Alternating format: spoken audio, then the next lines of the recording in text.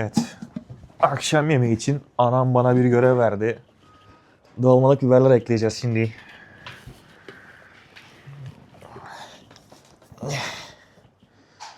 Bunu kendisi yaptı zaten, bana gösterdi. Şurada dursun.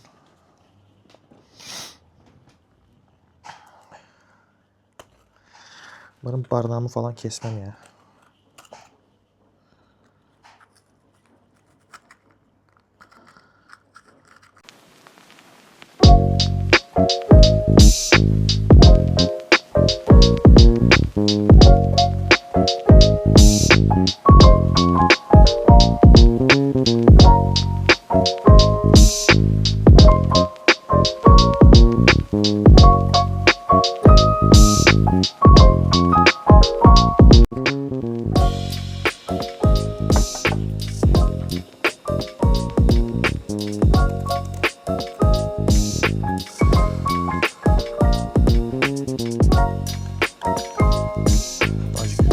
Kenarları kesildi ama olsun.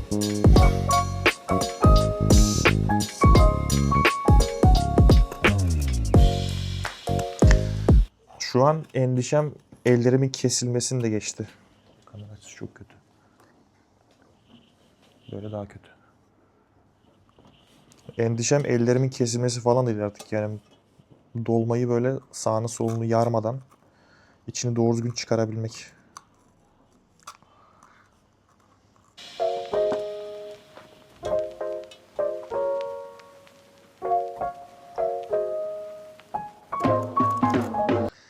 Biber dolmasına adam vurulur. Zira muhteşem yemek. Bizim Türk mutfağının ben üzerine tanımıyorum. Gerçekten de yani üstü gelmez diye düşünüyorum.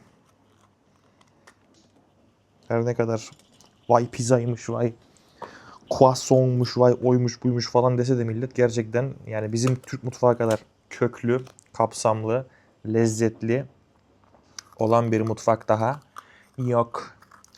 İmitasyonları var mı? Var. Yani bu su götürmez bir gerçek. Benzerleri, emsalleri ama Türk mutfağı. Çık lan hadi. Bak, patlattım şuraya, görüyor musun? Salak gibi. Sabırsız.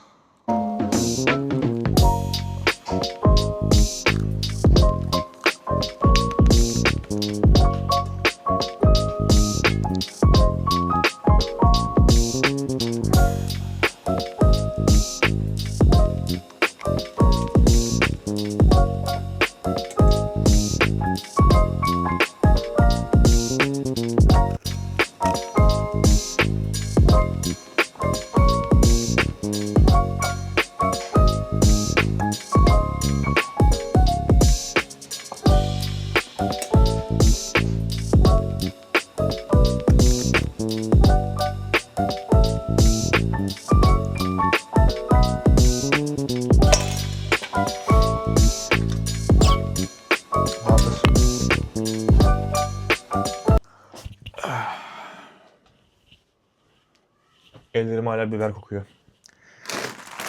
Bu kokuyu da buna değiştireceğiz.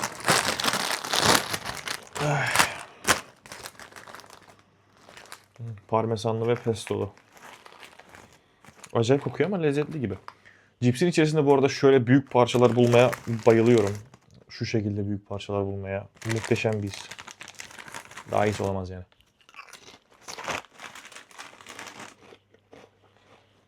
Baya güzel lan. Lezzetli yani.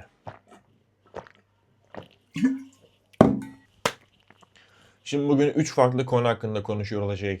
Hepsi de ilginç konular. Şimdi hangi memlekete gitsem, kiminle konuşsam hep şunu duyuyorum. Ben ilk çocuğum ve babamın kopyasıyım. Peki bu neden böyle? Sıkı durun, anlatıyorum. Şimdi baktığımız zaman aslında bunun öyle bir tatlış bir açıklaması falan yok. Yani böyle annem bana hamileyken işte babama çok bakmış, o yüzden ben babama çok benzemişim. Böyle bir açıklaması falan yok. Şimdi geçmişte DNA testi diye bir şey olmadığı için çocuğun kimden olduğu anlaşılmıyordu. Babalarsa çocuğun kendisinden olup olmadığını anlayabilmek için çocuğa sadece bakıyorlardı. Ve baktığı kendi çocuğu kendisini şu kadarcık bile andırmıyor olsaydı o çocuğun hemen canını alıyordu. Çünkü dediğim gibi DNA testi falan yok. Çocuğun kendisinden olup olmadığını öyle anlayabileceği net bir bilgi olmadığı için çocuğa bakıyor. Çocuk kendisini andırmıyorsa kafada şu canlanıyor. Eşim beni aldattı, başkasından çocuk peydahladı. Bu başkasının çocuğu ve ben başkasının çocuğuna babalık yapmam. Yaşanan bu durum çocuğun başına bir şey gelecek korkusuyla DNA'ya yerleşti. İşte bu yüzden dünyanın neresine giderseniz gidin, kiminle konuşursanız konuşun, kendisinin ilk çocuk babasının kopyası olduğunu söylüyor. Şimdi alın bu bilgiyi, ne yaparsanız yapın.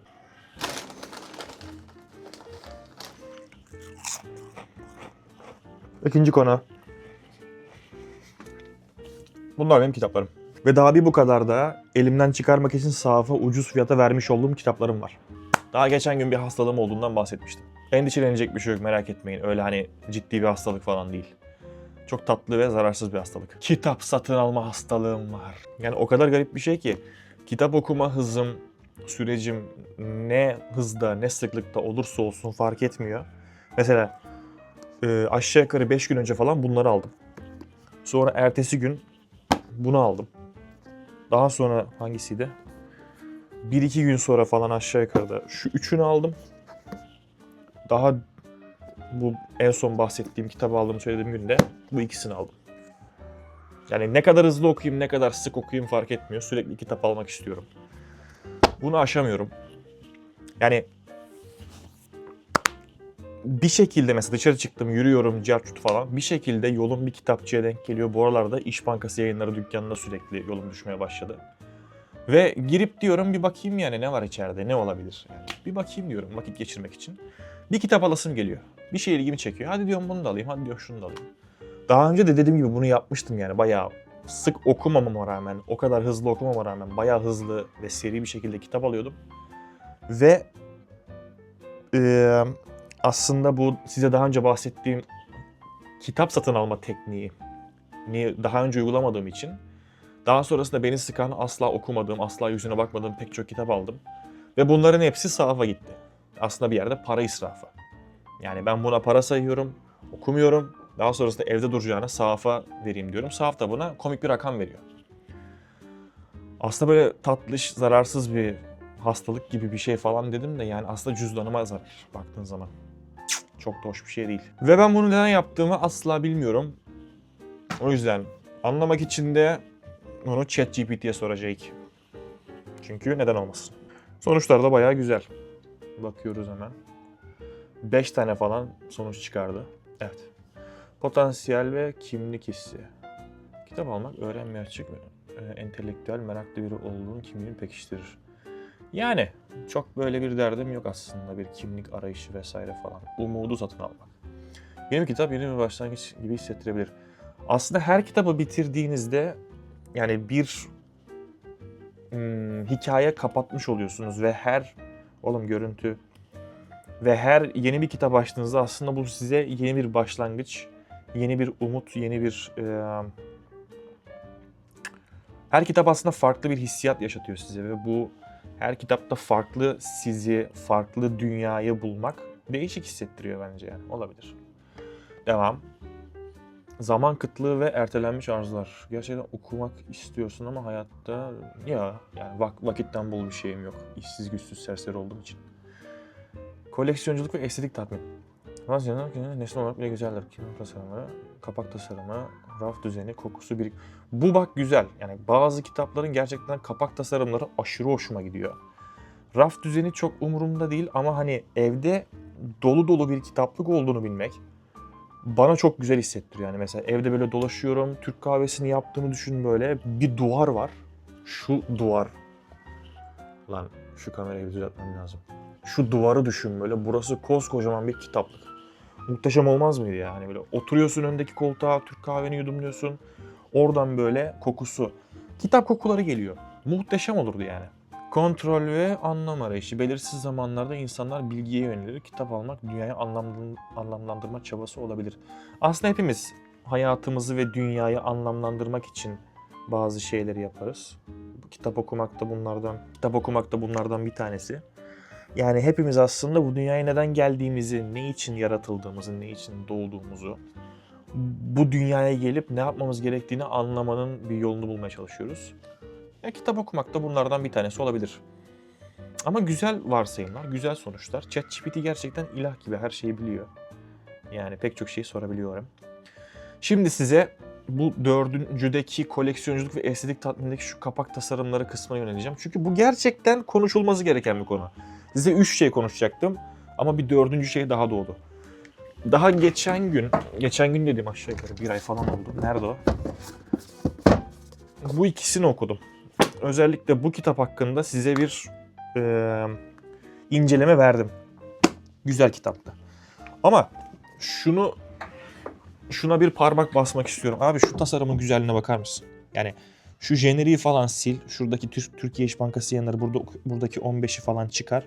Bu bir resim olur, bu bir sanat eseri olur. Bunu bir tabloya yapıp duvarıma asarım yani.